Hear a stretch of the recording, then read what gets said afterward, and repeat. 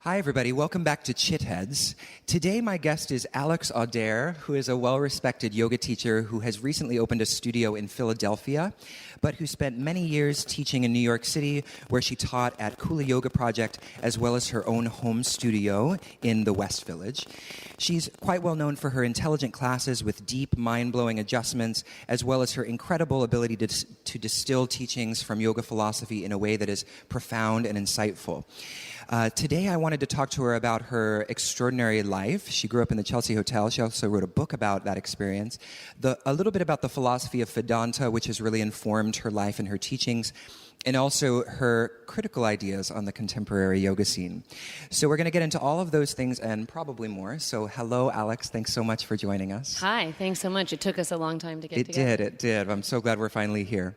So with this interview, I really wanted to start at the beginning with you because I know you have such an interesting life, and I think the listeners will be fascinated to hear about it. So I would love for you to talk first about your life growing up in the Chelsea Hotel, and specifically how you think that experience might have informed your decision to become a yoga teacher, how that experience has shaped your own openness to the teachings and events and situations that you think are significant to that story. Sure. Thanks so much. Also, just thanks for having me. It's very flattering to be included in your lovely project. Thank you.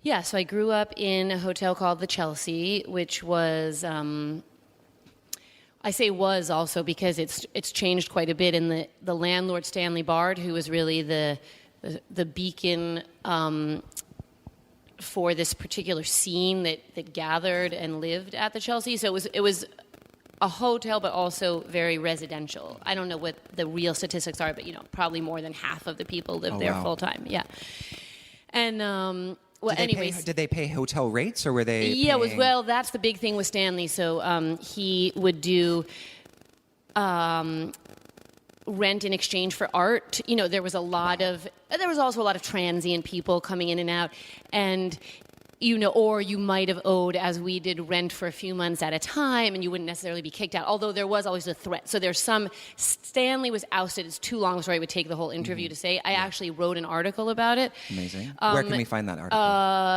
I'm having a 45-year-old brain problem, so now I can't. The magazine doesn't exist, but you can find it. TAR, T-A-R. Okay. And, can it still be found online? Yeah, I can. Okay, I'll put that in the show notes for people to check awesome. out. Yeah. Good.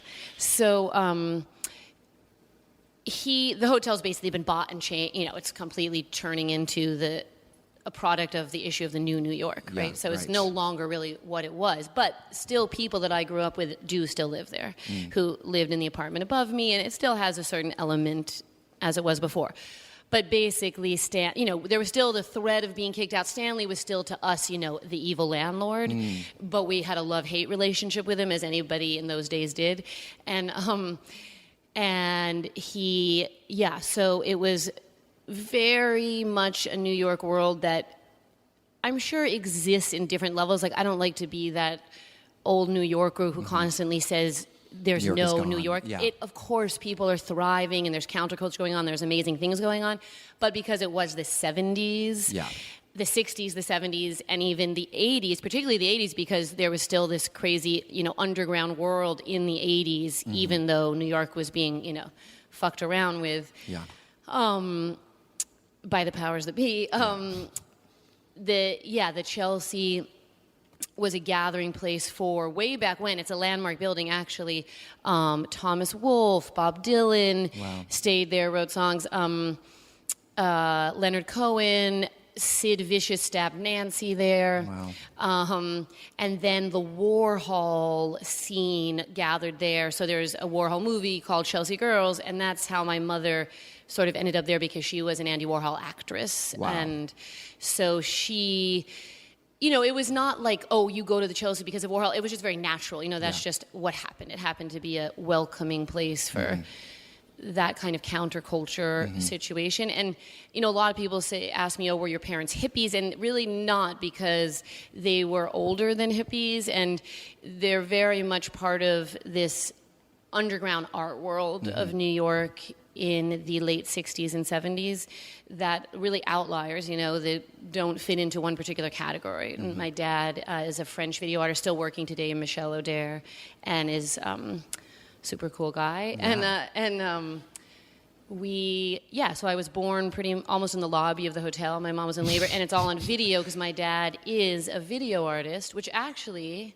Wait, your birth is on video? Yes, my whole birth is on video. I watched it many times, even as a child. Wow. Yes. It gets very complicated. My mother then wrote a book called The Baby, which is a novel, but it's basically a memoir about having me, and there's video images of me in the book, but my name is Emma. So my memories get very complicated. But it's funny because actually, I'm glad you asked me about my past, because I was thinking about this in the car ride from Philly over here, thinking about what I wanted to talk about.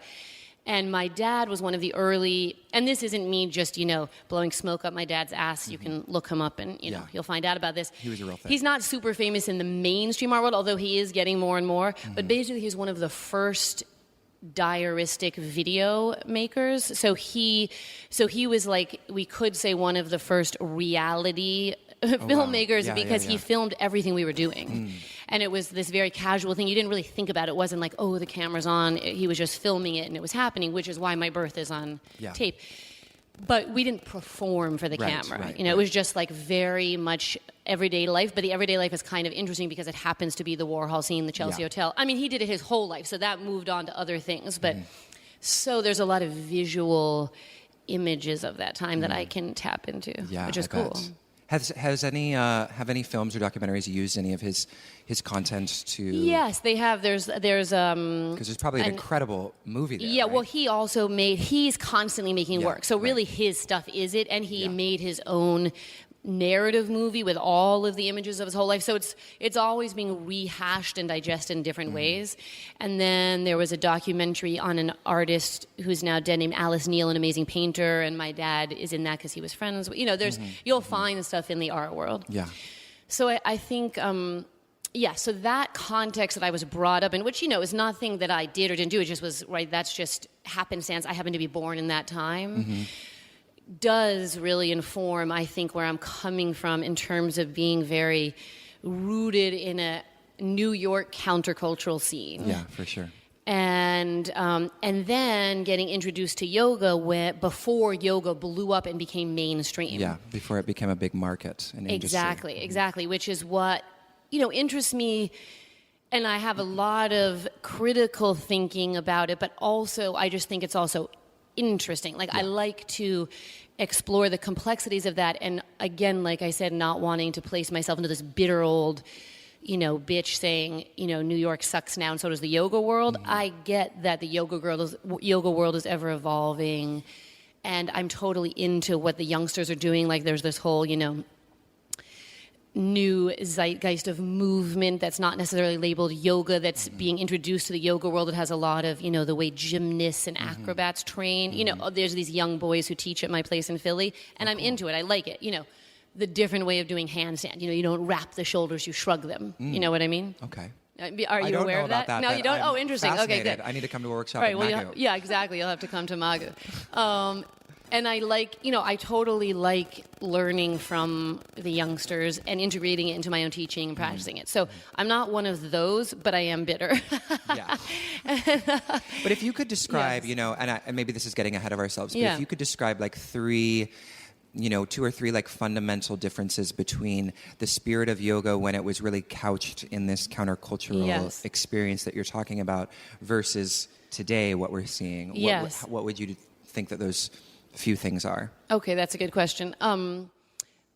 So I would say that, listen, somebody could laugh at me who's older than me when I say I went to yoga in 1989. That probably sounds so late to some people, right? So let's say if you were one of those first Patabi Joyce guys, going to Mysore, okay, you really have a leg up on me. So I'm giving an exception to that, but I'll just talk from my own point of view.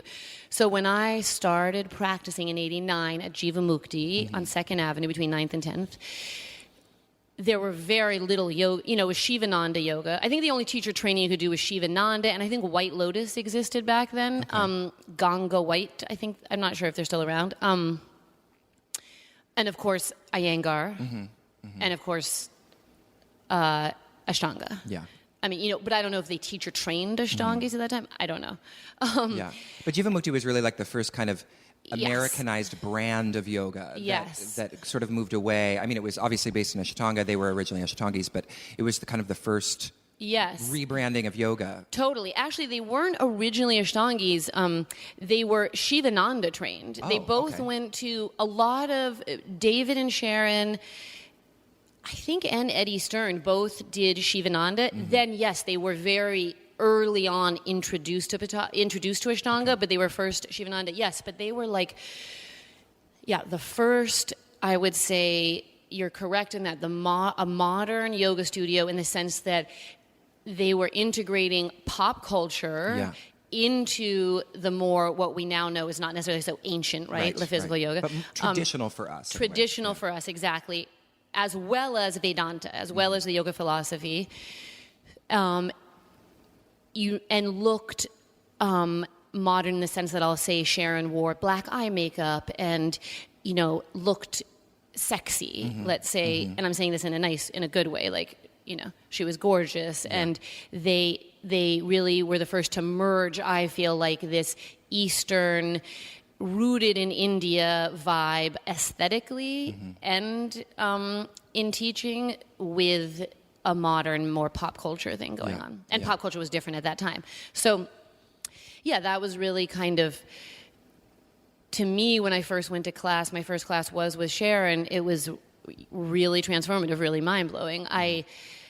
My mom had done a lot of yoga. She was briefly in the ashram with Muktananda, which is, city yoga. Yeah. I mean, a couple of weeks, but... and then, so I was used to her meditating and doing some asanas.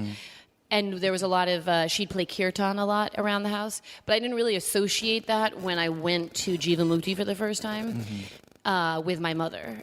And to me, I was really... I was very moved by the physicality of it was very moving and very challenging to me. And like, wow, how is that person doing that next to me?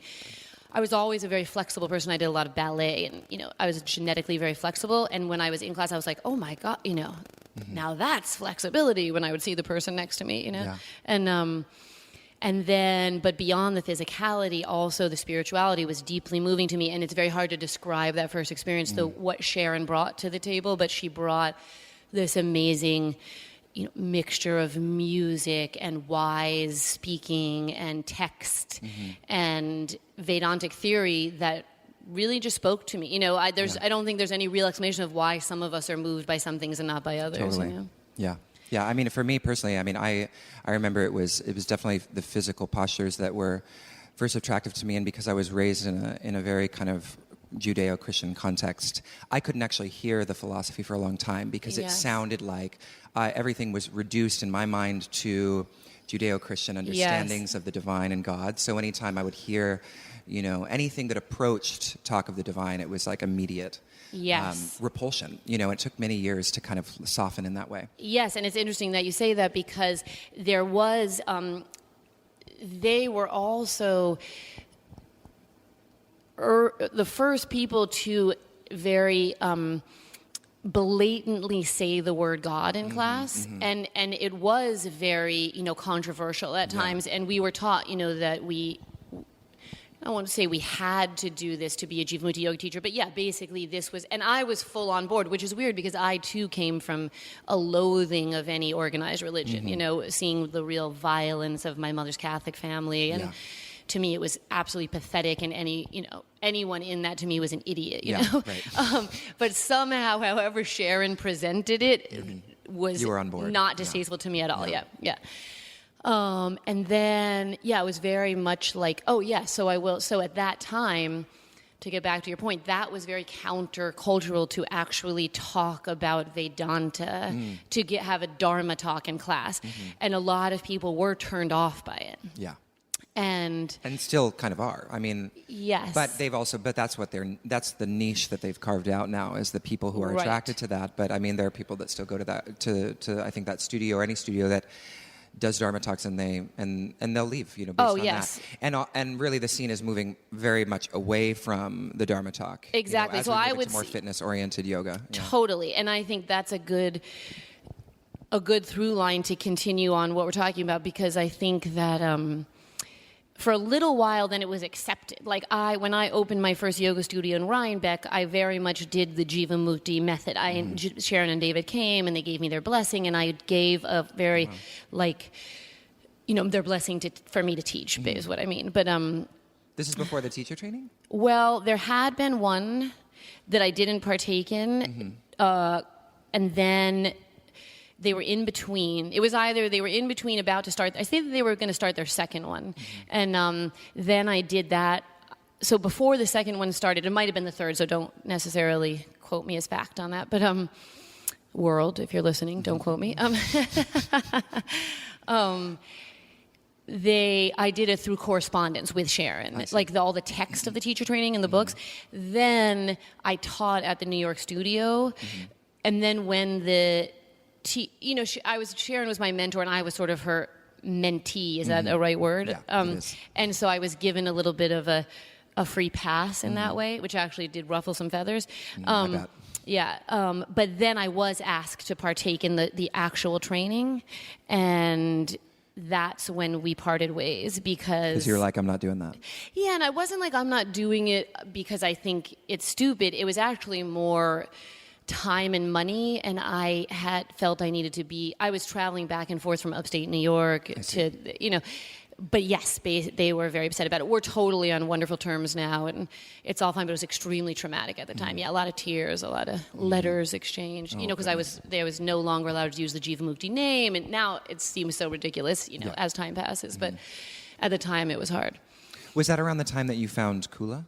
No, actually, Kula was much later. So Really? that was like mid 90s, and then I had my own yoga studio for like 10 years before I found Kula. Oh, wow. So Kula was really, I came back to New York after having my first kid and needed a job, and remembered meeting Skylar, not even in the yoga world, really. It's a long other story, but another long story. And that's how I started teaching. I just called her and said, I need a teaching gig, And that was the first time I started teaching freelance. And that is the first time that I was really tuned in. It was really the first time I realized what was going on in the modern yoga world. Yeah. So I was a little bit in my own bubble in upstate New York, then had a kid, then briefly taught at Yoga Works in LA. That's the part I skipped because it's too long of a story. Okay.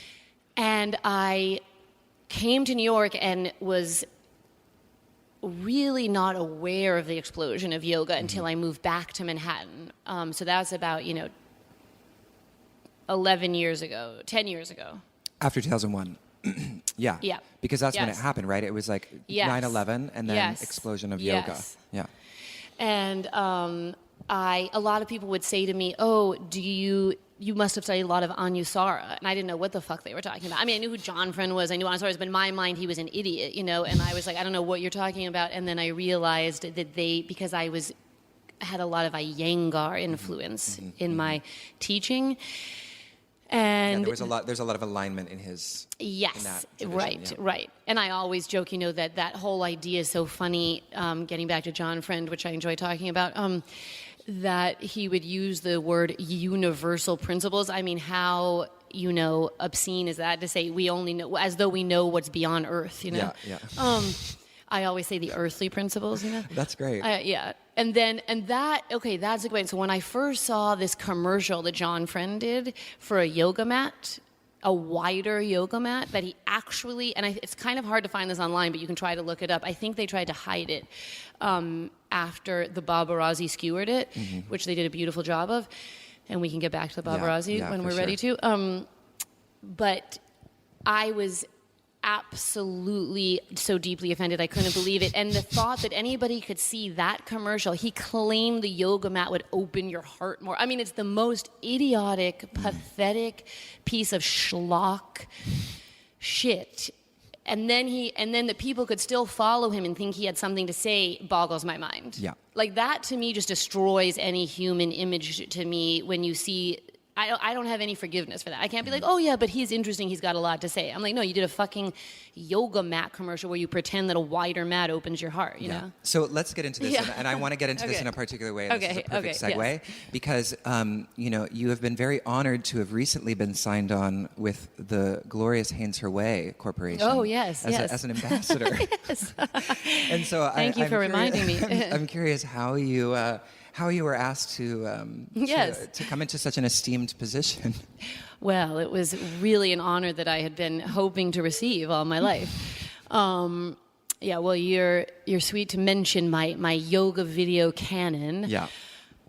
Yes, so when I moved to Philadelphia and opened my studio a little less than a year ago, my husband said, you have got to get on Facebook, because I had always said I will never do Facebook. I will never get on Facebook. You know, that was my big thing that I would say to all my friends and family and yoga teachers. He was like, you just have to for the business. And I was like, fine. So he set me up the account and did the whole thing. He really is sort of the backbone of most of that stuff I do. He makes my website and builds out the studios that we've had. And He sounds awesome. sweet man, yes. Yeah. And so I was astounded at what I saw in the social media world, and I just couldn't believe it. And I basically friended like any yoga person. You know, I did it just for the business. So all I did is I went through every single Philadelphia, and just like friended everybody. You know, because I was like, if I was going to be for the business, I might as well. So my whole feed is just yoga people, most of whom I don't know, and of course Facebook can be lovely too, and I totally like seeing pictures, but I really couldn't believe the way it was really no different than any other form of pop culture, Vogue, even I'm going to say Playboy.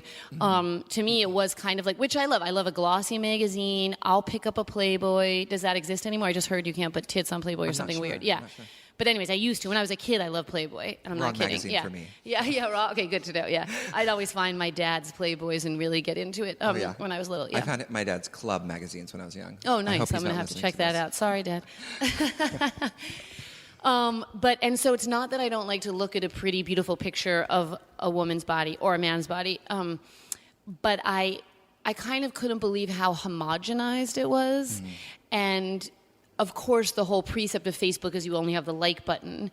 And the resistance to critical thinking and really to counterculture, which brings us back to those original days. So I was used to yoga being this thing of the other, of the outlier, that, the weirdos do yoga. And all of a sudden I was in a world where, it was totally normal to say we don't use Sanskrit names anymore, like Tara Stiles. And which, sorry, kids, but I find ridiculous. I mean, and I'm opinionated, and I don't have a problem with being opinionated, and anybody I admire is opinionated. If we think of all of those people that sort of change the world, they're opinionated people. And I'm glad you brought that up. Like, what is the issue with feeling the need to make into English terms, as been done a few times, the names of the poses?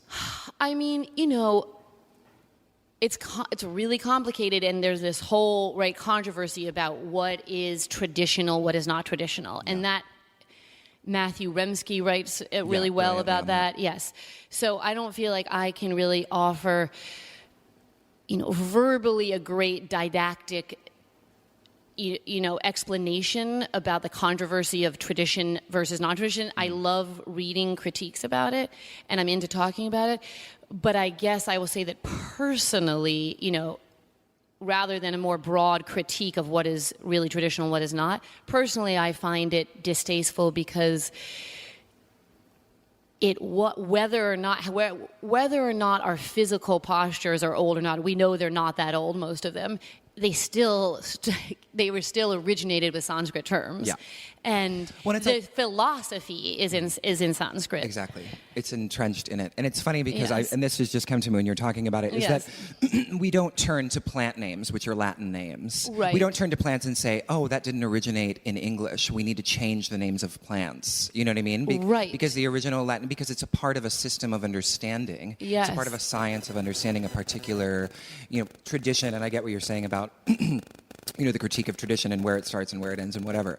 But in the same way that when a doctor is learning, concepts, Yes. he's not saying, well, let's make this more accessible. It's like, no, in order to rise to the experience of being a part of that Yes. tradition and that part of that knowledge stream, it requires us to learn, Yes. And there's nothing wrong with, and English language is a melting pot of a bunch of different languages anyway. So Totally. why should that be an affront to us? Totally. And I think, and I'm fine with a teacher teaching and never saying a Sanskrit word. That's fine with me. If the class moves me and it's an intelligent class, I don't care what they're saying. I don't care if they pronounce it wrong, if they don't use it, or if they do. But to consciously say, I will not use Sanskrit, I'm only using English and making up new English words, I think is really ill-conceived and pretty much just dumb as shit, because you're basically discarding an entire history. And I actually find it verging on, racist, I would say, because you're saying I'm not using this language that came from an entire culture, which is how we even know this practice exists, is because of this culture. Yeah, and even if you don't want to go that extreme, I mean, it just the names and the Sanskrit terms link it to a whole mythology and philosophy that is so rich. Like, why would you want to rip it from that? Exactly. It's just it's also going so much to me in current with this homogeny and commodification.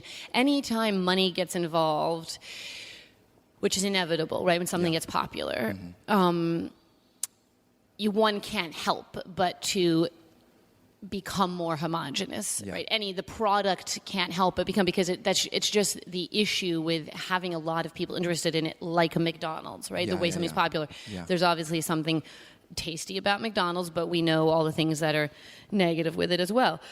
So I find that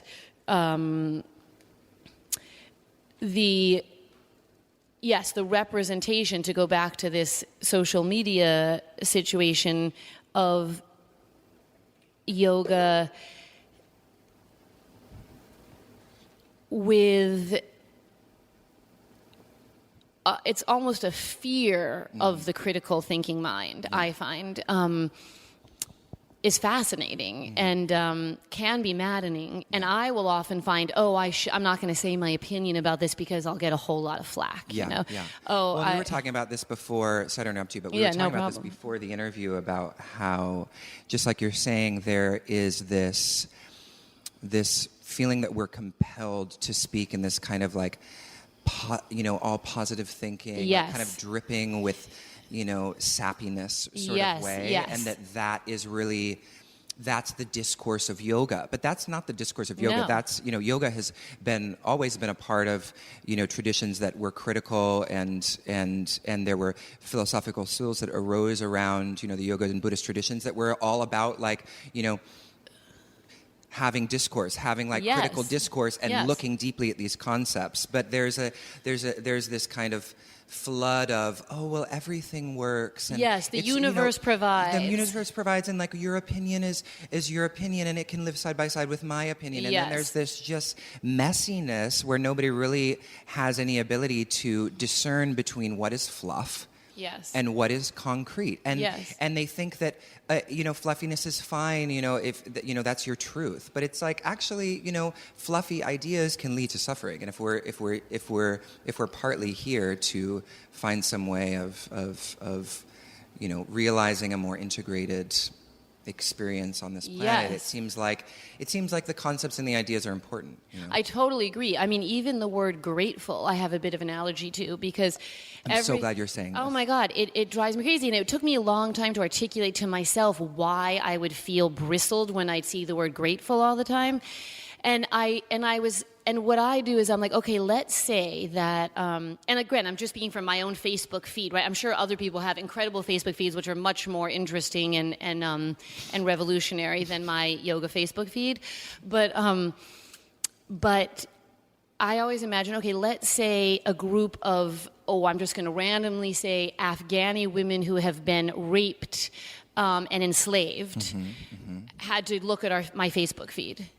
oh yeah, fuck you, you're grateful. You know what I mean? Like, that is such an offense. Like, I want to see what the rest of the world would look at when they see whatever I write. If I say I'm grateful, I find that so entitled and offensive to everyone who is suffering. Yeah, it's an apology for social oppression. Exactly, exactly. And it's and to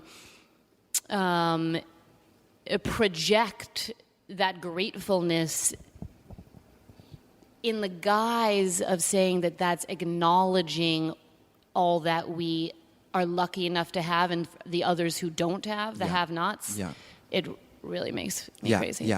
Yeah, no, it's so funny that you mentioned that, because November, I actually had I had a conversation, that's why I love that you brought this up, because I had a whole couple of conversations about gratitude and how it's not something that I like to talk about, because first of all, all of what you're saying, but also the sense that gratitude is not, you can't just say, just be grateful for the things that you have. It's like, it's an indirect, if you do feel grateful and you have gratitude in your life, it's an indirect byproduct of feeling full in your life. Yes. And the things that are inhibiting you from feeling full are partly psychological, and they're partly collective, and they're partly global, political. Yes. So let's take steps in the world that's going to lead to deeper fullness in people's lives, rather than this weird. And we all feel grateful. Of course we do. Yeah. The fact that we even have the time and luxury to post something on Facebook or to be doing this right now. Yeah. Yes, we're grateful. We don't have to say that. To say it is to rub it in. I actually find it passive aggressive to say it. Yeah. Because it should be completely assumed that we're all grateful. The fact that we have a bed to sleep in, wake in the morning, yes, there's no need to teach gratefulness. We need to be teaching the opposite of that, in my opinion. Yeah. Sorry, who teaches, what. Exactly, because if we are, and this is another thing that I sometimes have conversations with people about, is that in this kind of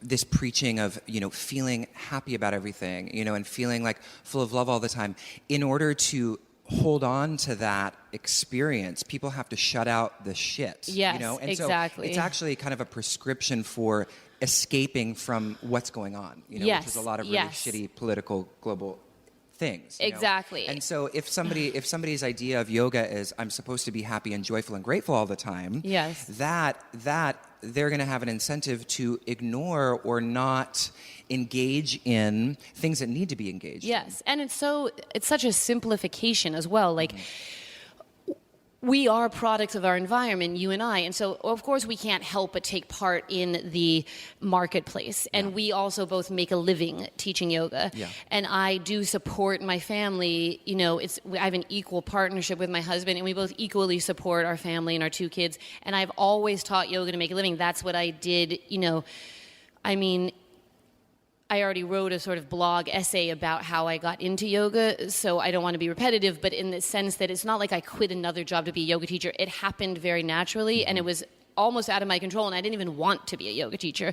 So a lot of times I feel it was this choice that it wasn't a choice, and that I was sort of got stuck in it because that's actually the only way I know how to make a living. Mm-hmm. And I find that it's really difficult, and this is good to kind of bring us full circle, to resolve the marketplace of yoga with my own personal feelings about yoga. So, for example, in my yoga studio, I don't really have room for a boutique, and again, I'll say no judgment on other people's boutiques. We're sitting in my favorite yoga studio that has a boutique. Mm-hmm.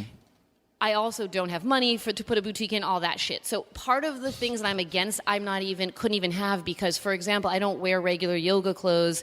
I think they're stupid. My tits also don't fit in them because they're old saggy nursing tits. If somebody made an interesting yoga brand where they could fit my left tit in it, I might actually sell that brand. So I just want to say that I'm also a little bit, I'm totally a hypocrite. I admit to it. But I will say that I find it I don't want to be a part of teaching a class where people often feel vulnerable and moved. nothing necessarily to do with me. Maybe it's my teaching. Maybe it's just the state they come in when they teach. And then they walk out and you say, oh, buy this perfume, which actually was sold briefly at Kula. I'm just going to, open book. I know Nikki won't fire me. Full disclosure here. It was in the Kula lobby that said, I'm going to misquote the title, but it was like reminiscent of Tuscan summers. I mean... Come on. I wanted to be like, I'm going to make a perfume that's reminiscent of my fucking underwear in the 6th train at rush hour. Like, how entitled is that and gross? Reminiscent of a Tuscan fucking summer? No. The whole spiritual, what's it called? There's a name for it. I actually feel like I invented that name, but I know I didn't, and now I can't remember it. Where you buy things like little fancy mala beads and stuff. Spiritual materialism. Yeah. Mm-hmm. I was thinking spiritual bypassing. Yeah, right. Yes, that too. That's another thing. But I would like to bring it back now to my Hanes commercials, because so then I felt like, all right, when my husband said you have to go on Facebook, and I don't want to post pictures of myself doing asanas. One, I just think it's boring at this point. There's so many amazing practitioners. Totally. I used to be a big fish in a little sea, and now what I do is nothing. You know what I mean? And that's great. People just get better and better, right? So my little asana pictures aren't going to look that interesting. My body doesn't look as good as it used to. The yoga shirts don't fit my tits in them, so I'm not going to take pictures of myself doing asanas. And then I looked at the way women are representing themselves. The perfectly hairless, white, glistening-bodied, who has children as well and still has the six-pack abs and cooks efficient, locally sourced, artisanal dinners. And it's so easy. It's just a little bit of planning to cook this for your family, for your kids. Also, they're sexy but hard-edged at the same time. It's not that I thought this all up ahead of time, but I was like, how can I kind of skewer this idea and promote my yoga studio? Mm-hmm. And I'm sort of known for wearing large, baggy Hanes Her Way underwear that would often ride up above my leggings. Yeah, I remember those. Right, okay. And I would joke about it in class. So one day I was just like, I'm just going to take a yoga asana pic of myself with the underwear on the outside of my leggings. Mm-hmm. Basically, like, what could be sort of like the ugliest, dumbest picture, and pretend I'm doing a one-armed handstand. Yeah. And my way of dealing with things is always through sarcasm, and it can be aggressive. I will admit, I've been recently accused of being too aggressive. So by a family member. Oh, okay. Well, they're supposed to have those kind of thoughts about you. Exactly. I told them that. I haven't told them yet, but I'm planning the email. Yeah. I mean, in an apologetic email, not an accusatory email. So anyways, then it started getting more complex, which I laugh about because they're totally like the most primitive videos you could ever imagine. I mean, low tech, but B-level. Do you take them on your phone? Yeah, well, I actually hold my computer and use, which is why the sound sync is off, which I also kind of like. I use... what's the thing where you take a picture of yourself on your computer? What's the name of it? Like a photo booth? Yes, yeah. I hold photo booth, the video part, with my whole computer over. It's actually kind of hard to do. Yeah, I bet. Yeah, and it's a workout in your arm. It really is a workout. So I basically just decided to do this like character of the woman who has it all. And somebody reminded me of this, and it's so true. And I'm so glad they thought this. I don't know if you're too young to know this, but there was these commercials, Auder, a perfume commercial. I bring home the bacon, I fry it up in a pan. I never, never, never let you forget you're a man, 'cause I'm a woman, Auder. So it's this woman with a black background, real total 80s outfit, gorgeous, who brings home the bacon, fries it in a pan, and also fucks. You know what I mean? She also fucks her husband, makes the money. She goes from the business suit to a hot, sexy outfit. And it's a perfume commercial, and it really affected me as a kid. I was obsessed with it. I would sing it all the time. And someone who was my age was like, yeah, it's like the Auder character. I don't even know if that's how you pronounce it, Auder, but that's how I remember it. Mm-hmm. And that is what I'm referring to, and I'm basically, that's the only way I can connect to this female modern yoga persona is by skewering it in that way. Yeah. You know? So the intention is for it to be satirical, to be like yoga socially satirical, because it feels very much that way. And actually, when we were originally talking about this, before I mentioned Haynes Her Way, you had talked about John Friend and the yoga mat. Yes. And one of my favorite videos is the tiny mat. Oh, good. I'm glad you like that bit. That's what I'm referring to that. Was that from? Yes. Was that inspired by that? Yes. Okay. Yes. Yeah. I mean, I only hope that I'm assuming that everyone is getting that, but then I realize, sometimes I will be like,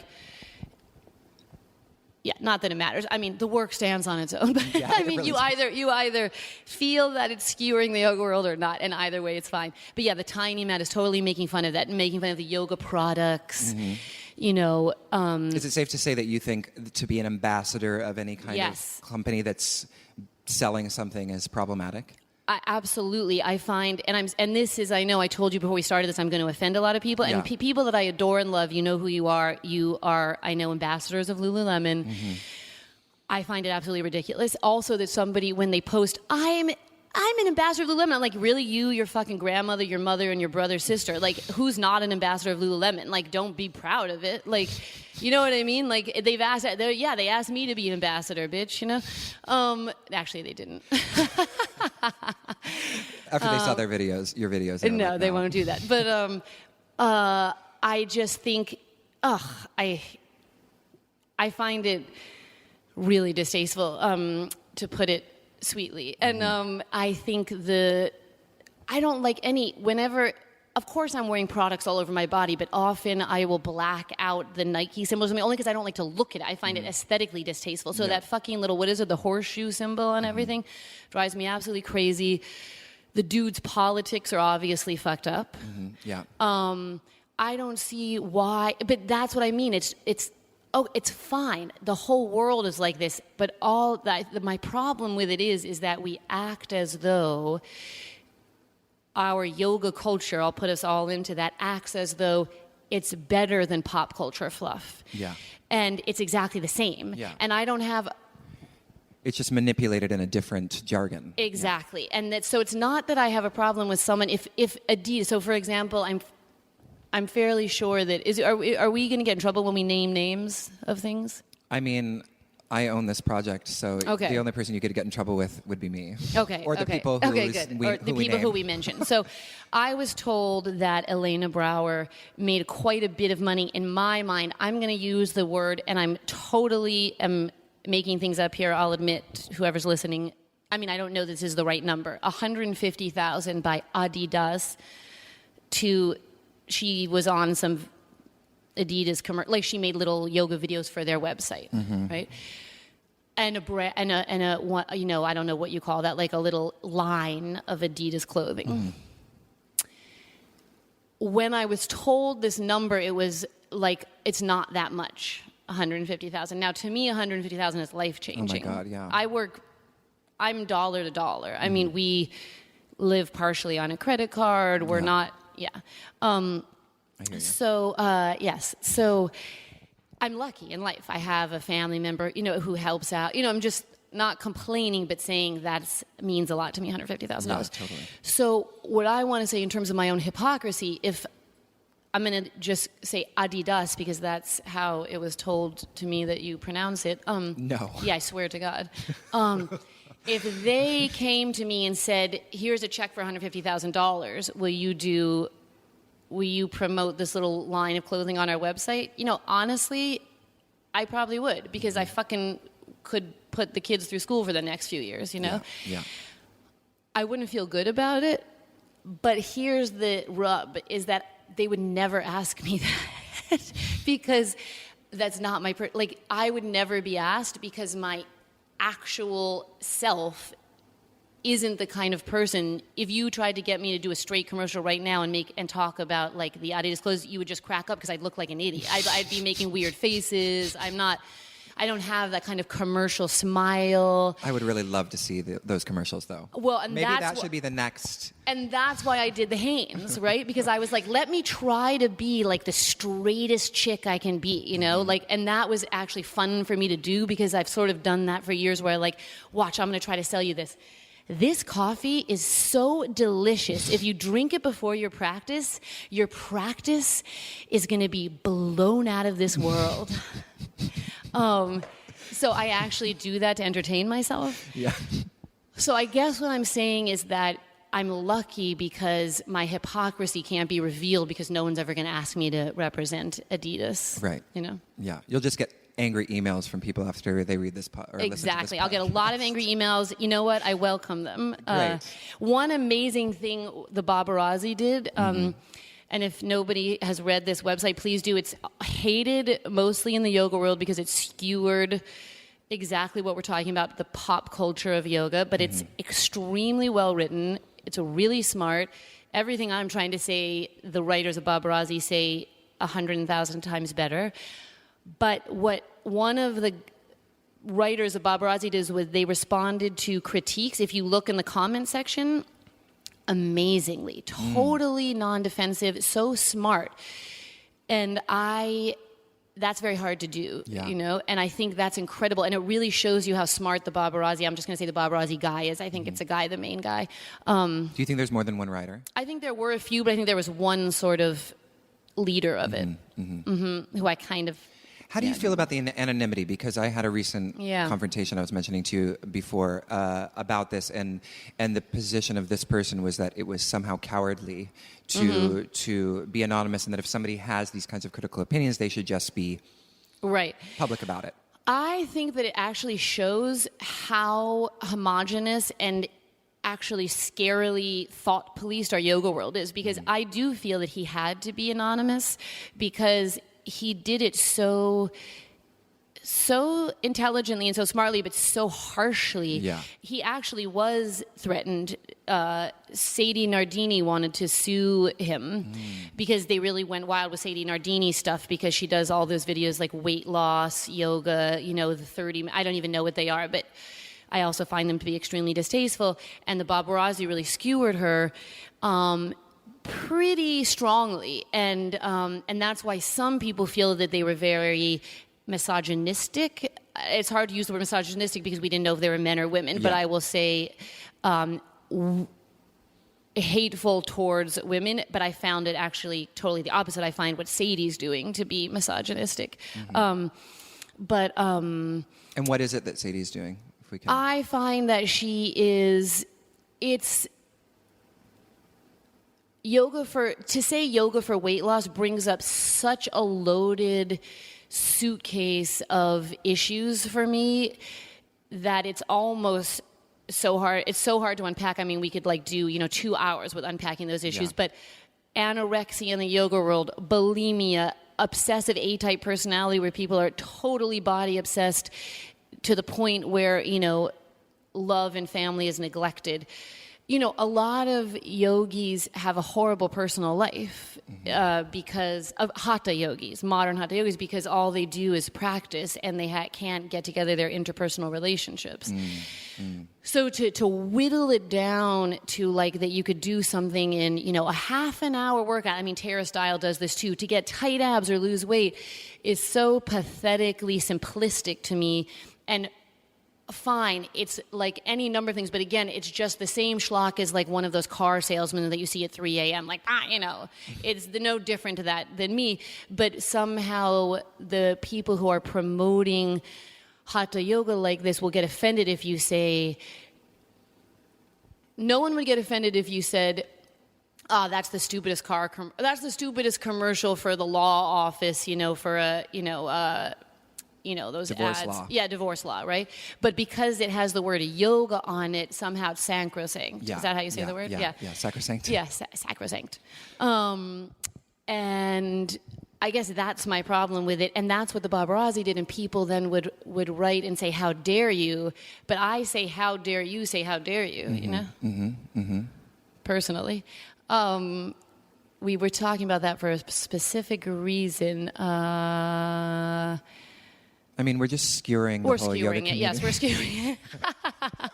And it came up as a perfect example, I think, of a lot of the hypocrisy and almost like the divinizing of a person's self-image, and what you're saying, what you mentioned about how some people, a lot of yogis have terrible personal lives or interpersonal lives, but that's often left out because we're not supposed to really talk about the shit, because we're supposed to be, we're yogis. We should be happy. Exactly. We should be peaceful beings. We should never say a negative word about anybody. And of course, what ends up happening is that then it produces a kind of neurosis about your own negative thoughts, because then it's like, oh my God, I shouldn't be having that thought. I shouldn't be thinking negatively about that person. I shouldn't be gossiping. And so then there's like a reactive I'm so glad you bring this up, because I wanted to talk about gossiping. Yeah. Mm-hmm. Which is what we're doing very well. Yes, thank you. This is why I've always had a struggle, a conflict with the yoga world, because I come from someone who admires Oscar Wilde, who admires, apparently this is misquoted, but that it wasn't Dorothy Parker, so we'll have to go research this afterwards. We don't want to take time and look on our phones right now. Sure. But, if you don't have anything nice to say, sit next to me. Right. I'm misquoting it, and then apparently it wasn't originally her. But, I find that not yoga art, but great literature, great movies, great art, paintings, videos, if any of those artists were told, think good thoughts and don't gossip, Proust, Remembrance of Things Past, my favorite book of all time, my favorite books of all time.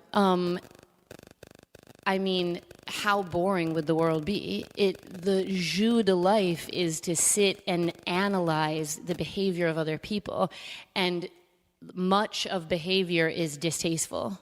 And downright idiotic. Look at the world right now. Look at our politics. Yeah. It's pathetic. So to try to say that if we don't just speak frankly about that, and that's un-yogic, in my opinion, is absolutely wrong. And if you really get down with any yoga teacher for real, if you get them on an intimate level, any really famous yoga teacher, and guru, my teacher, Shubhriji, my Vedanta teacher, she could gossip until 5 a.m. Anybody, I guarantee you the Dalai Lama gossips. I will sign it in blood right now. I also guarantee you that if you put the Dalai Lama in a household or situation, in my house, on a morning where you're getting the kids to school, and had to deal with, I'm going to put as though I was his wife and my husband was his husband, so he had to deal with both of our moods, deal with the stress of not being financially stable, he would break. Yeah. I guarantee it. He would flip out sometimes. I guarantee it. Yeah. But I'm really glad. There was one really important point I wanted to get to about that. The gossiping, the positive thinking. Yes. So I find that if you look at the backbone of Vedanta, pre-sutras, it's a very intense, critical philosophy, and it's really looking into the face of death. In order to be present, in order to experience Satchitananda, the flip side is to look right into the face of death and destruction. I don't think I'm saying anything new at all. Think of even from the Hindu pantheon, the Brahma, Vishnu, Shiva, you know, it is there right totally. In our face. Fucking Shavasana, you know what I mean? Yeah. So the commodification of the yoga world and the homogeny of it, you were asking why I think, for example, one example would be Sadie Nardini's weight loss videos. This abstraction of self to a watered down idea of what a physical body looks like is completely obfuscating what we're really trying to look at, which is the process of aging. And to not see aging faces is really detrimental to our spiritual progress. Oh my God, It's horrible. And it pains me the way women won't reveal the aging face. It's actually really hurts me, and it's something that I wish, if I could change one thing, it would be that we would embrace our age. I'm so excited about my gray hairs and so excited about my wrinkles, and the way I feel so relieved as I get older to be more myself. And to not have to front, and also to not have to, like, you know, it's such a relief sometimes to not have to present the sexy, you know, trying to, I'm speaking heteronormatively right now just because I happen to be heterosexual, but to try to not, you know, greet the man in the way that's pleasing, you know? And I just love it. Every year that goes by, I'm like, yes, you know, I can just You feel be myself liberated more. from that. Yes. Yeah. Wow. So speak more about the idea of yoga as being, you know, facing death, because you mentioned that, but I would love for you to just unpack that a little bit more, and maybe also talk a little bit about the teachings of Vedanta, and yeah, I would just love to hear you kind of unpack the philosophy a little bit more for the listeners. Okay, sure. I mean, I'll do my best, but you know, it's hard. Like, oftentimes when I'm teaching, it's a very different. I'm a different sort of conduit than in conversation. So I'll know things in teaching that I don't know in this personality. And it's hard to describe why that is, but I just know that I will have information, and that makes it sound like I'm acting like I'm some sort of mysterious being. I'm not. I'm just saying that when I'm in the teaching mode, I think I'm tuned in a certain way, where I'm accessing information that I have that is harder to access in casual conversation. So that's just a little aside. No worries. I mean, I think that. And this is what interests me. There's so much to unpack in Vedanta. You could pick anything. You know, there's so many things you could unpack. But what interests me is death, which is another word for stream change. And I find that, and maybe I'm a morbid person, but for example, when I have a child, I mean, I've had 2 children.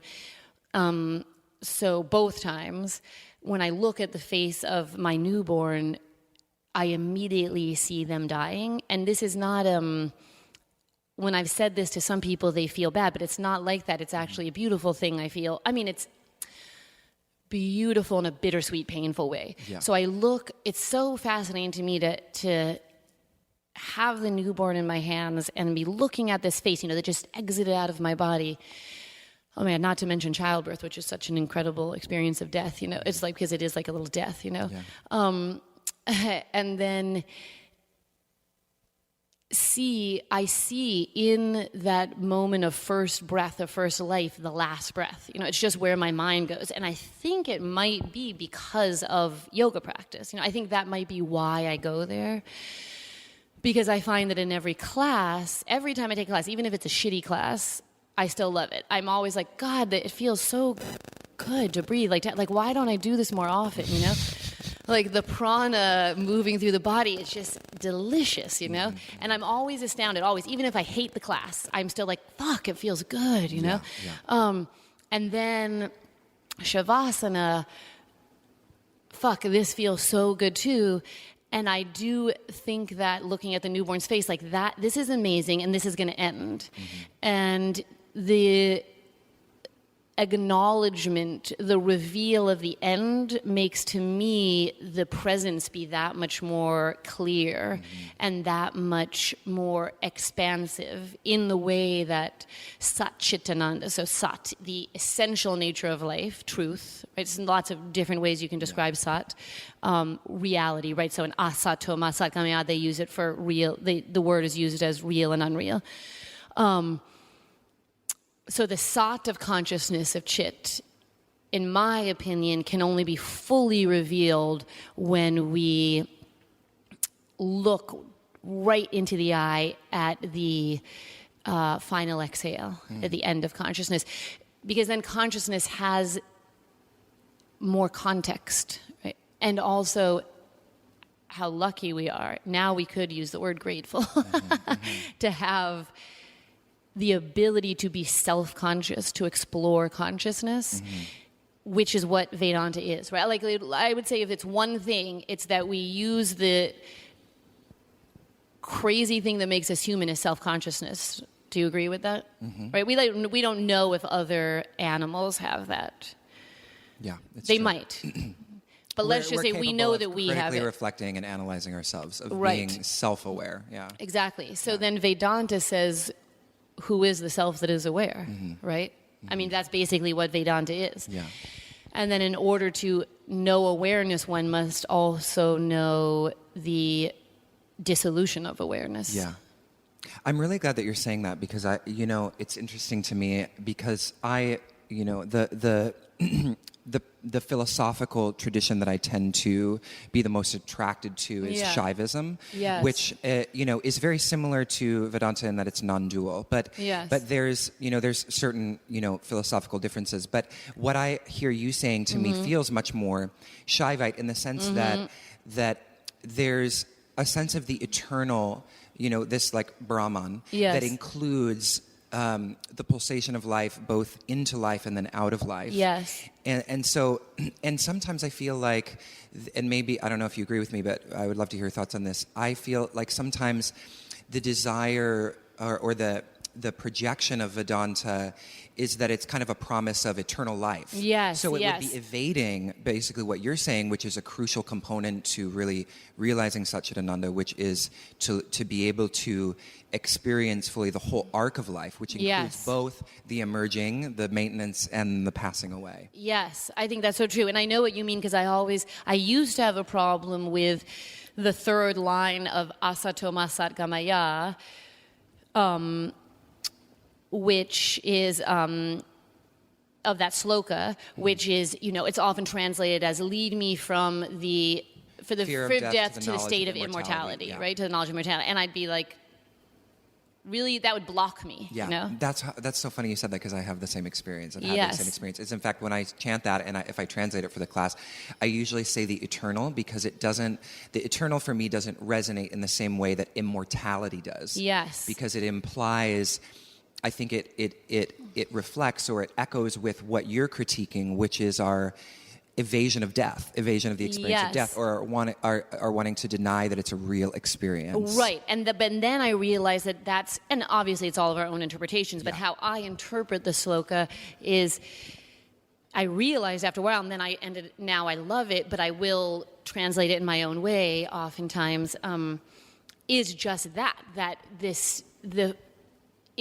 to me, immortality is being present, is the now, or the elusive concept of now, which is expansive consciousness, which is similar to, there's so many parallel ways to describe this in cosmology and in physics, but the expanding matter, in my opinion, would be an analogy to immortality. The infinite expansion of space. I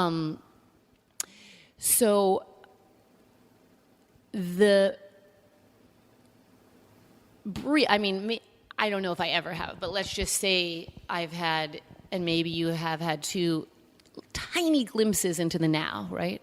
A sudden feeling of unexplained equipoise, bliss, or expansive quality. So to me, I equate that with immortality, because change no longer matters. You have surrendered the fear of change and the obsessive nostalgic yearnings, right? So that nostalgia is the yearning for a home that doesn't exist, right? Homesickness is the word. I always talk about that in class, so it's a bit repetitive, but that's so interesting. So sorry to interrupt you. No, because please. I love this, but it's making me think, and I think this is such a profound idea, is that the idea that we've interpreted, or we experience the idea of immortality in a kind of clock-like way, temporal way, like infinite linear, time, linear, infinite time. And what you're saying is that the immortality is like a profound experience of being timeless. Yes, exactly. Thank you. You said that so well. Yeah. The profound experience of being timeless, that's perfect. Yes, so that we are locked in, which is really great that we're talking about this, because that is what I'm finding frustrating in the pop culture yoga world. Everything's based on this linear description, which is the fear of aging. Yeah. And the obsession of youth culture. if we really look into the eye of what I really do think is Vedanta, like I don't think I'm making this up. I think that if we look at the text, it does describe this, that presentness, nowness, is timeless. That's the whole point, right? Yeah. Then we lose all fear. Fear is anger. Anger is fear of death. Right? If we say any feeling of anger, I would say that's pretty pop culture psychology is fear, right? The backbone of anger. And all fear, the undercurrent of all fear is fear of death. So and fear of death is fear of change. Yeah. And fear of change is fear of the linear quality of time, is looking into the face of the newborn and feeling the neuroses comes when we get so scared of the death of the child. I'm not trying to tell you I'm not fearful of the death of my children, of course, yeah. But yet I like to try to become okay with it. Yeah. Because who knows what's going to happen. I mean, it's a terrible thing to say for some people to hear that, but I do think of that. I'm like, how could we be okay with, like, let's say the worst thing that could happen, which to me is the children dying, to be alive when your own children die, which happens to people all day long. Yeah. How could we feel that autonomously connected to Sat, that even that, of course, we have to still be in the narrative of life and affects us, but that wouldn't destroy us completely. Yeah. Wow. And I went a little dark there. But No, I think I think that these teachings are some of the most important teachings.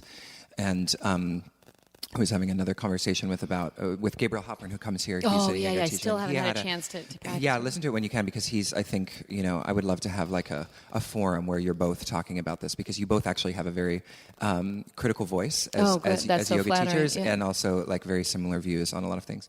But one thing that I would love to hear you talk about is, okay, so we have... What is the prescription? So, like for you, yes, as a teacher, what kind of teachings would you want to impart to your students? What kind of practices would you offer in order to move us away from the kind of conformity of the yoga community into a more deep connection to the ideas and the truths that you're speaking about? That's a really hard question to answer, because I think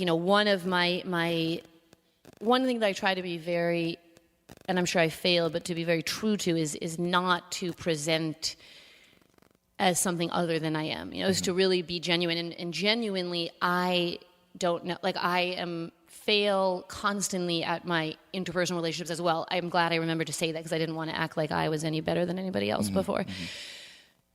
And, barely have a home practice, with dealing with the...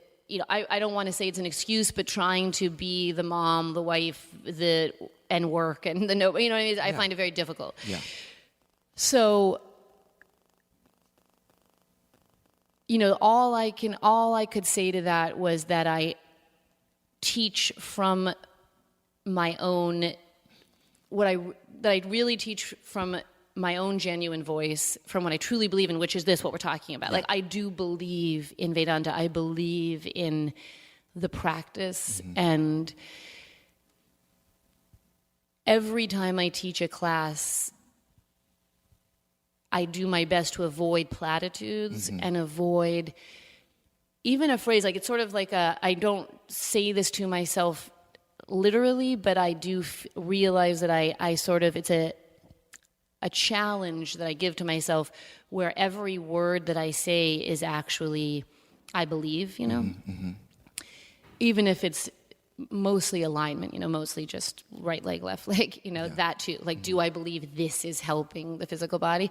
But specifically in anything under the category of Dharma talking, that it feels genuine, that I haven't presented a personality that's ingenuine or that's not in keeping with how I really am, And I guess I would say that hopefully by presenting myself in that way through example, maybe the student might be able to discover that in themselves. Yeah.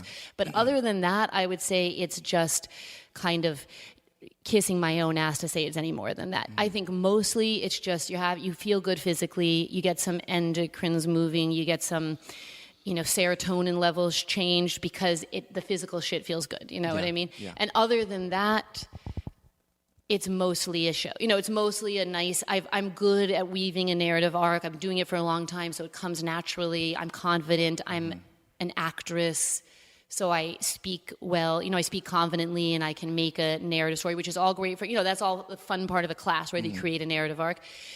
And some of it's just smoke and mirrors. I mean, a lot of it is, Yeah. Well, I mean, I like what you said a little bit before, where you were talking about, teaching from your own experience, because I think that there is a difference that you see sometimes in teaching from a place as if you've arrived. I've arrived at truth, and here I'm going to offer you my place from the mountaintop, or I'm going to offer you teachings from the mountaintop. Yes. And I feel like what you're kind of offering instead is the idea of, this is a process. It's a process that never ends, because everything is always changing. And so I can only, speak from my own understanding in this juncture that I'm in this process of hopefully evolution, Yes, and to be open to the changing qualities of practice as well. Like things that I taught even on just a physical level years ago, I've shifted my ideas about, you know? And in terms of literally like what postures are beneficial to us, what postures are not. Like even that kind of banal, visceral experience of practice, I've shifted my ideas on. Not to mention how I think the philosophy is applicable in life, and I'd probably say that I've grown to feel it's a lot less applicable than I used to feel. Like I used to feel that much more strongly that, if you followed this, and that, you could have transformation.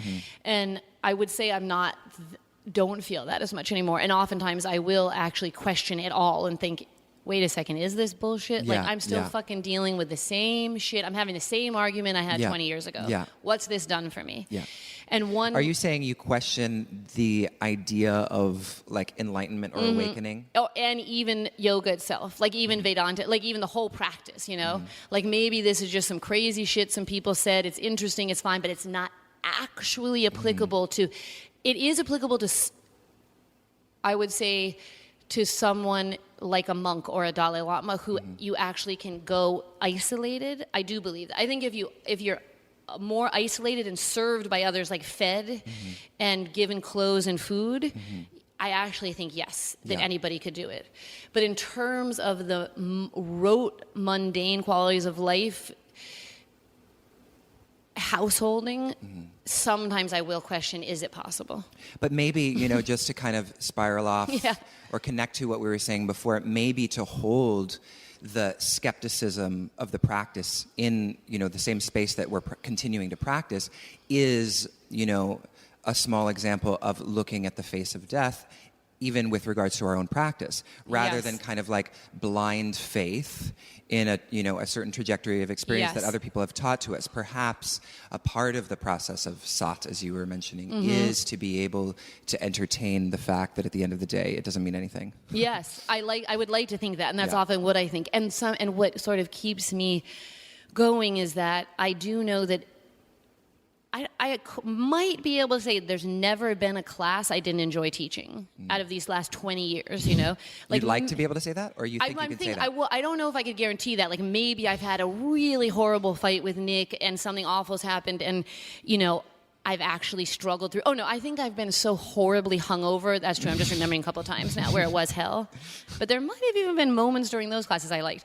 But you generally have enjoyed teaching almost every class you ever taught. I love teaching. Wow. And even if I'm in the shittiest mood you can imagine, once I'm there, focused in, I really love instructing and that's why I say that I also enjoy, it doesn't really matter to me, well, maybe with the exception of hot yoga and Bikram. I really can't stand those classes. But other than that, it could be, well, I've never tried acro yoga either. Or is that the one you do? I tried it once. Is that what you do with the ribbons? That's when you have a partner and people like throw you in the air. Not that. And then also, I'm not sure about the ribbons. What's that called? Ribbons. Where you hang off those things of them in the ceiling. Oh, aerial yoga. Oh, yeah. So I'm not sure about that either. And but other than that, even like in any class where there's good instruction, that could be anything. Like how Nikki V teaches like such clean instruction, right? But it's not necessarily Dharma soaked. Yeah. There's a revelatory experience to that because she obviously loves it and has put a lot of thought into it. Yeah. Or if it's mostly Dharma, I could love it. If it's literally in a Iyengar class where you're just doing a twist all the time, I could love it. If the instruction has the fuel and context of the teacher who is really embodying it and really connected, to me, that's an amazing class. And I feel like I feel that way when I teach 95% of the time. Wow. But I'm not saying that's how it comes off to other people. You might think it's a shitty class, but I'm feeling that way. When I disassociate is when I feel like the teacher hasn't found their own voice, is disembodied. And sometimes, to get back to the whole Jivamukti thing, like, if the Dharma talk takes 20 minutes now to start class, but it's an excellent Dharma talk, where the teacher, I'm into it. But the kind of factory-produced teaching that happens a lot now, that can really bristle me in the class. I'll still find something interesting, but that's hard to deal with. And I think there's a lot of that. And part of it is the commodification of yoga because, as you and I both know, like, one of the only ways to make money is to do a teacher training, which I haven't even made myself, but I even have a problem with teacher trainings, I mean, Did you do a teacher training? I mean, you mean personally? Yeah. No. I've never done a teacher training. I'm uncertified. No, I think in order to teach at the Kula teacher training, I think it was the Wanderlust one. Actually, even Kula is so, cool with me that they didn't make me do it. But for Wanderlust, let's not get into that. We might get in trouble, Jeff.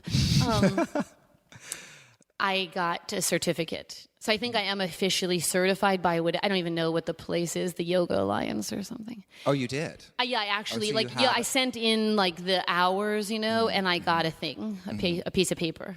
I took a picture of it. We started a teacher training, and we're in the middle of a teacher training for embodied philosophy, and filling out the document and handing it in was so. I mean, they send you an affirmation. Right, so easy. It's so easy. Right, that's what I did too. I know, exactly. I did too. I was like, oh, fuck, this is going to be so hard. I have to go get Sharon and David or something. He was like, oh, no, you just put the hours. Anybody. I mean, right, and so that's exactly, and that's the thing where you start to sound bitter. You just can't, you just got to forget about it. Who cares? But it's a way to make money. I get it.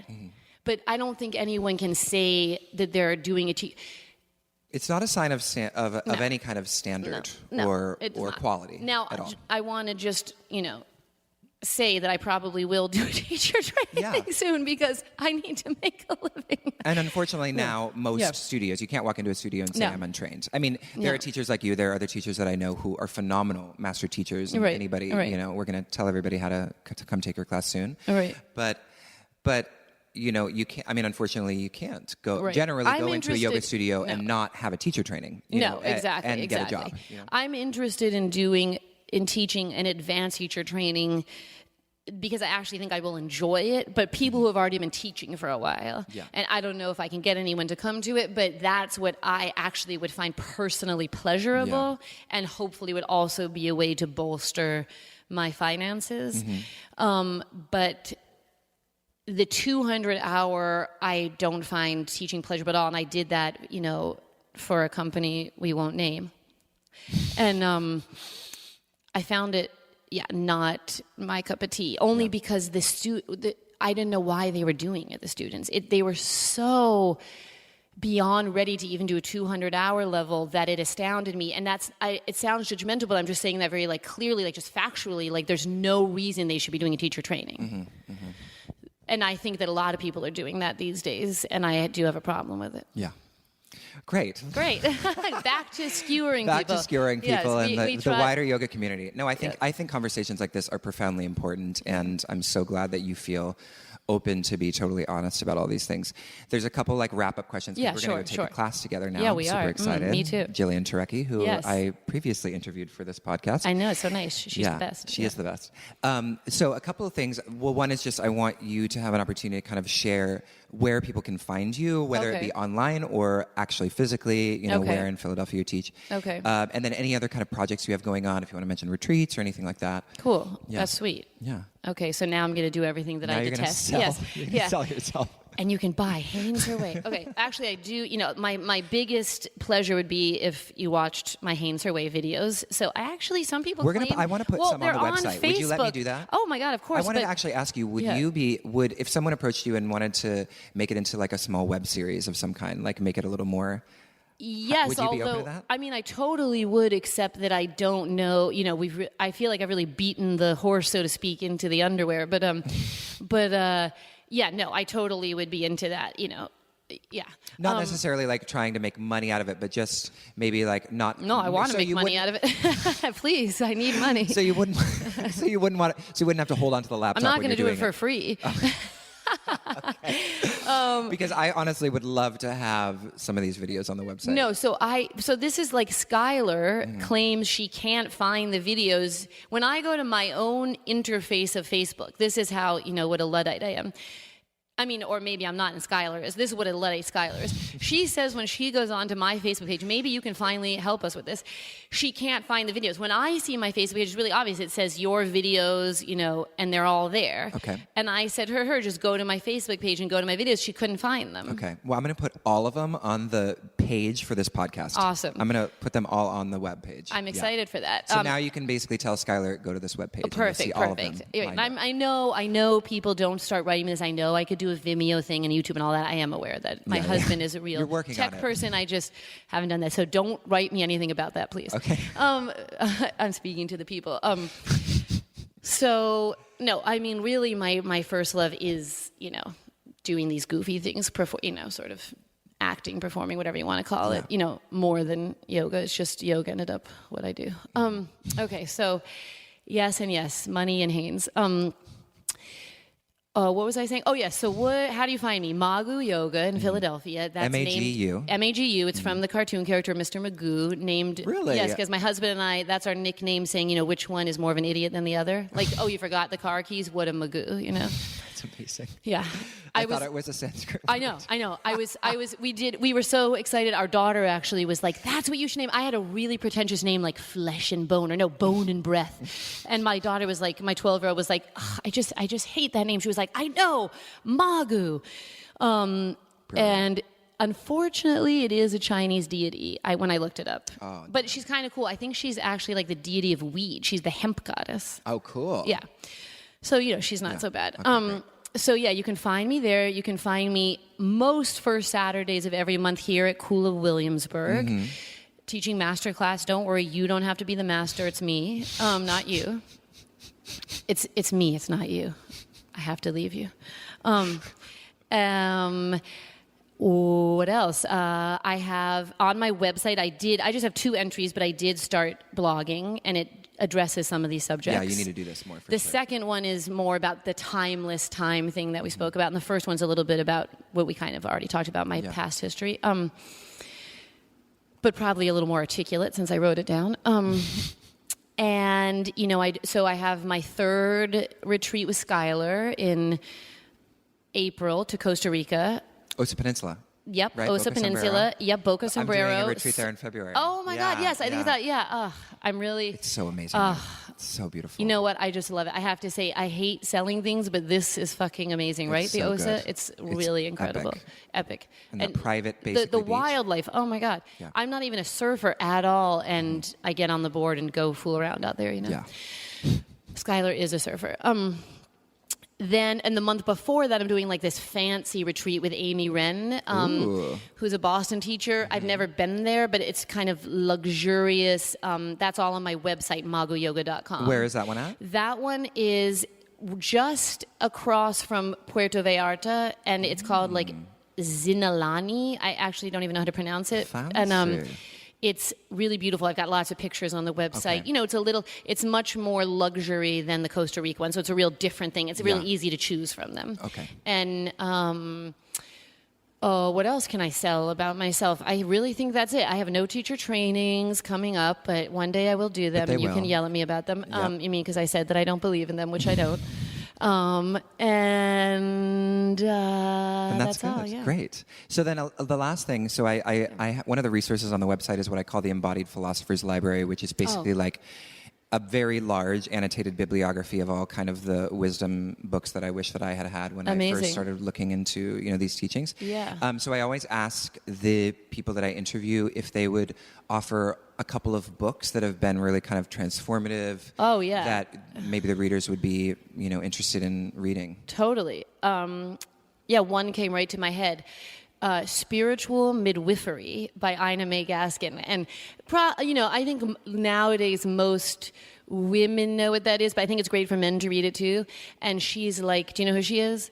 There's no reason why you would. You should, but actually it's an amazing book to read. Yeah. It's she's like the guru of childbirth, of natural childbirth, and she started a commune with her husband in the 70s, but because they would do everything at the commune, but because they didn't know how to do it, when the women would give birth, they'd go to hospitals. And they were like, why are we doing this? We're off the grid, basically, but we have to use mainstream hospitals. So she taught herself how to deliver children, and now she's studied, because if you look at her statistics from the commune, it's called The Farm, it is so crazy. I mean, America has the worst stats for childbirth in the developed world than you can imagine. Really horrible. Like our C-section rate, I might have gone down a little bit. It was like 30%, right? And let's say Sweden, for example, it's like 3%. Okay, again, because doctors want to do it because it's easier. Yeah, that's yeah. I mean, there's so many reasons, and it's very heated. It can become very heated. So I don't want to, in this arena, I don't want to offend anybody, but I think that this book is just so beautiful because it's of such a time, and it's actually really is Vedanta. Yeah. When you read it, it's all Vedanta. And Perfect. it's the woman's childbirth is so hidden, just like death, right? And that's what I think it's so important for us to look right in the face of childbirth, right into the pussy, and right into the dying face, the last breath, That's a perfect note to end Thanks. on. Alex, thank you so much. This has been You're such an welcome. incredible conversation. Thank you so much. So much fun, and it's always, really fun to offer critique of everything around us. Thank you for being so open to it. I could talk to you forever. Yeah, absolutely. I think we're going to definitely have you back again because this has been so fun. Let's go breathe together. Yeah, let's do it. All Okay, right. bye. Thanks, Alex. Bye-bye. Bye.